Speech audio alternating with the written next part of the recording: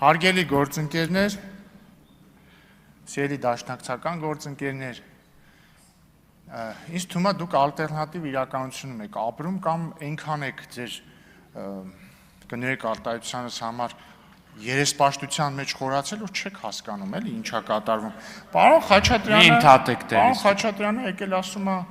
ով ասում է Արցախ կամ խոսում է գերիների վերադարձի անհրաժեշտության մասին, ենթարկվում է բռնաճնշումների կամ քրեական գործ է հարուցվում կամ բռնում են, չեմ հիշում կոնկրետ որ ձևակերպես, բայց միտքի հետ էր, որ ասում է Արցախ կամ ասում է գերիները պետք է վերադառնան, իրան բռնում են։ Նախ պարոն Խաչատրյան, ձեզ ինչ չեն բռնել այդ դեպքում։ Կամ ձեր խմբակցության բոլոր անդամներին ինչ չեն բռնել։ Կամ ուժեղ հերթի մեջ չեք։ Մի վարքյան։ Մի խոսեք տեղից։ Հաջորդը դուք հասկանում եք ինչ վատ բան եք անում։ Բայց կարող չեք հասկանում, ես փորձեմ բացատրեմ, էլի իմ տեսանկյունից ինչ եք դուք շատ վատ բան անում։ Եթե խոսքը Քոչարյանի մասին է, իրան,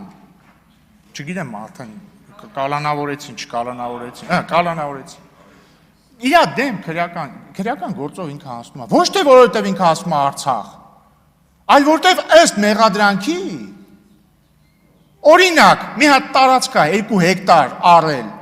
40 միլիոն դրամով, փոխանակել է 1 արել պետական տարածքի հետ, էլի 2 հեկտար, ծախել է 1.740 միլիոն դրամով։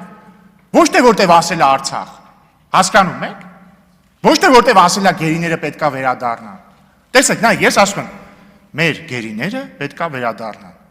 Զգում եք, չէ՞ որ ածն չեկավ իմ հետևից։ Գիտեք ինչի չեկավ։ Որտև ես չեմ առել տարածք 40 միլիոն դրամով, որ հետո փոխանակել եմ պետական այլ նույն չափի տարածքի հետ եւ վաճառել 1.740 միլիոն դրամով։ Կամ որտև իմ 2-ամյա որդին միլիոնատեր չի հիմա։ Գուցե դրա համար ածն իմ հետևից չի գալիս, այլ ոչ նրա համար, որ ես չէի ասում գերիները պետք է վերադառնան։ Դիտեք, միշտ ասել եմ, կամ ինչ բան է, անդամ գալիս եք ասում եք, ով որ խոսում է գերիների վերադարձի մասին, սենց նենց։ Մենք ենք ամեն օր խոսում։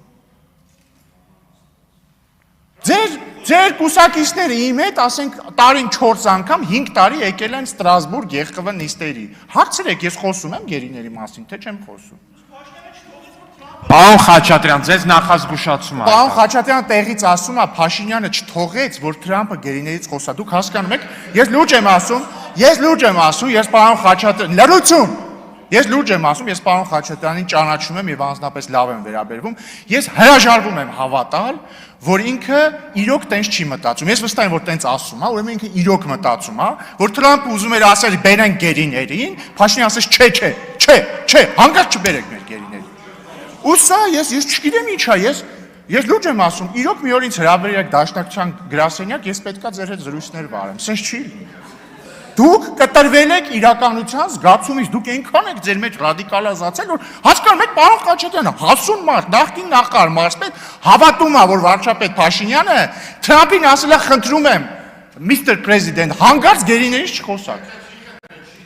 Հա, չի թողել, հա, ուզում ես արդեն նստացնում էին օթանա, որ մեր գերիները գան, Փաշինյանը ասեց ոչ։ Ու ինչի ասեց, որ դուք տարին, ասենք, բան, 300 օր գաքստեղից իրան մեղադրեք, որ գերիները հետ չեն գալիս։ Հասկանում եք, ձեր ասացի աբսուրդ է։ Բայց կրկնում եմ, սիրելի բարեկամներ, ովքեր որ ունեն բարեկամներ, որոնք քրեական հետապնդման են ենթարկվում կամ կալանավորված են կամ տնային կալանքի տակ են, հանգիստ շարունակեք խոսել գերիների վերադարձի համար։ Դրա համար չի, որ ձեզ քրեական հետապնդման են ենթարկում, այլ ենթարկում են քրեական հետապնդման, որովհետև դուք կամ ձեր բարեկամները ենթադրաբար քրեական հանցագործություն են իրագործել, դրա համար էլ գալիս է պատիժը կամ ժողովրդի վրեժը, ինչպես ես անվանում եմ արդարադատություն։ Բայց մեծագույն երեսպաշտություն է դա, հասկանում եք, գրկել քո ենթադրյալ ապօրինից հետ բերված 200 միլիոնը ու ասել, գիտեք ինչ կա, ինձ հետապնդում են, որտեղ ես ասեցի Արցախ։ Այ քեզի բան։ Այսինքն դուք ձեր հույսը ինչի վրա եք դրել, որ երիտասարդները, ասենք 18 տարեկան, որ ծնվել են Քոչարյանի նախագահությունից հետո պետք է իրանք դա չիմանան։ Հիասթափեցնեմ ձեզ, իրանք իրանք ծնողներին ունեն, տատիկ-բաբիկներին ունեն,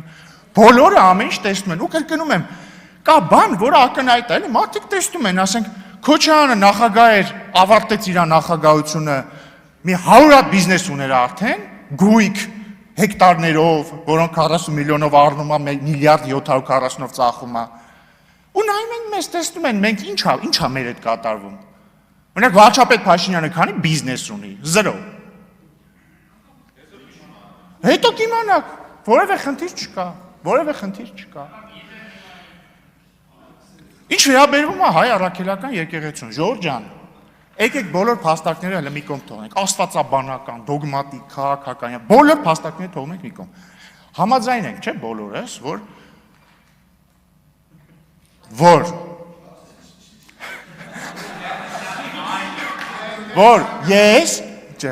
որ հայ առաքելական եկեղեցու գլուխը պետք է լինի կոնսենսուսային կերպար։ Ինքնին այդ պաշտոնի նկարագրությունը դա է ենթադրում, անվան մեջ էլ կա ամենայն հայոց կաթողիկոս, վեհափառ հայրապետ, այսինքն ասում, ինչ ասում, այս պաշտոնյան նախ պետք է լինի վեհ, որ իրան փառավորենք, ինքը պետք է լինի հայրապետ եւ հետեւաբար չպիտի լինի հայր, որտեղ հայրը չի կարող լինել հայրապետ, օրինակ ես հայրապետ չեմ կարող լինել, այն պարզ բանի բերումով, որ ես չեմ կարող լինել բոլորի հայրապետը, որտեղ ես հայր եմ, ես իմ որդու հայրն եմ, ես վերջ չեմ կարող լինել հայրապետ, խնդրում եմ ինձ երբևէ հայրապետ չանվանել, եւ ամենայն հայոց կաթողիկոս, ամենայն հայոց, բոլոր հայերի։ Հիմա Ժորժ ջան, այդ մարդը, որի անունը չի կարելի տալ, այնց իրավիճակ է ստեղծել իր գործողություններով, որ իրան մի կերպ անվանես, մի մասնասենց անում, մյուս կերպ անվանես, մյուս մասնասենց անում, հասկանում ինքը դարձել է պարակտման խորհրդանիշ։ Եվ նույնիսկ եթե դուք իրան շատ եք սիրում, որտեղ ինքը ձեր կաթողիկոսն է։ Ոչ, ձեր, հենց այդ է պրոբլեմը, Տիկին Վարդանյան, ինքը ձեր կաթողիկոսն է, ինքը իմ կաթողիկոսը չի, ու դրա մեղավորը ինքն է, հասկանում եք, ինքը իրան զրկել է ամենայն հայոցի տիտղոսից, ինքը էլ ամենայն հայոց չի։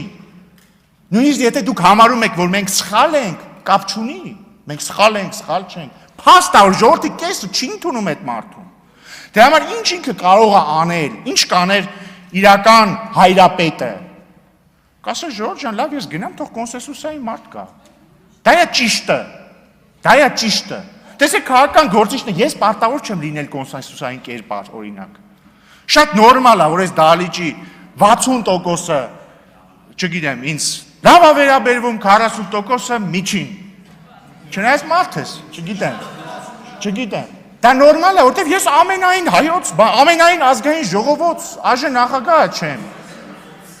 Բայց այն մարդը պետք է կոնսենսուսային լինի ու հերիք ասենք լավ, չեք հոգնել այս թեմայից ընդհանրապես։ Խնդրում եմ նրան, եթե լսում է, նա ում անունը չի կարելի տալ։ Ազատեք մեզ ձեր պարակտիչ ներկայությունից մեր հոգևոր եւ քաղաքական կյանքով։ Ինձ ընդհանրապես պետք չի, որ հաջորդ կաթողիկոսը լինի իշխանամետ, լինի ԿՊ-ական, պետք չի։ Թող լինի մարդ, ում բոլորը կընդունեն ամենայն հայոց։ Ու մարդ, որը չունի զավակ։ Կամ թող հիմա կանոնները փոխեն, պաշտոնապես ամրագրեն, որ կուսակրոնությունը հանում են, թող ունենա զավակ, ես ոչ մի խնդիր չունեմ։ Բայց եկեք այս երեսպաշտությունն ավարտենք։ Մեկ էլ թրիփի հետ կապված պարոն Խաչատրյան։ Ասում եք, թրիփի իրագործումը չի ապահովում Հայաստանի ապաշրջափակումը։ Տեսեք, մի տարի առաջ, օգոստոսի 8-ին, երբ որ ստորագրվեց խաղաղության հռչակագիրը, բոլորը ասում են, այս ինչ է, բոլոր ընդդիմադիրները, էլի։ Ասում են, այս ինչ է, Հայաստանը իրանց ճանապարհ տալու, փոխարենը ոչինչ չի ստանալու։ Նախ, եթե դուք ուշադիր կարդաք, ինչա գրած, թրիփի իրագործումը ընդհանուր տարածաշրջանային ապաշրջափակման բաղադրիչ է։ Թրիփը դրա մաս է։ Եվ պայմանավորվածությունը հետևյալն է, բացվում է եւ թրիփը, եւ մնացածը։ Օրինակ, երասխ, սադարակ, երկաթգիծը։ Եվ դա նշանակում է, որ մեր երկաթգծային կապը ոնց որ մեր երկաթգծային ոնց որ մեր տարածքն է երկաթգծի համար բացվում Ադրբեջանի համար եւ ոչ միայն երկաթգծի։ Այնպես է իրանցը մեր համար։ Եվ բացի դրանից իրադարձությունները զարգացան այնպես,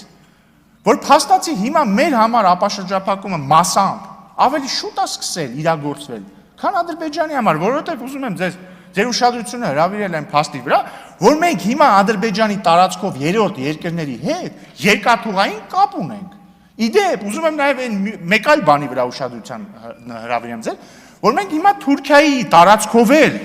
Թուրքիայի եւ երրորդ երկրների հետ երկաթգծային կապ ունենք։ Ոնց է կարելի սա նկատել։ Չգիտեմ, շնորհակալություն։ Չեն նկատել։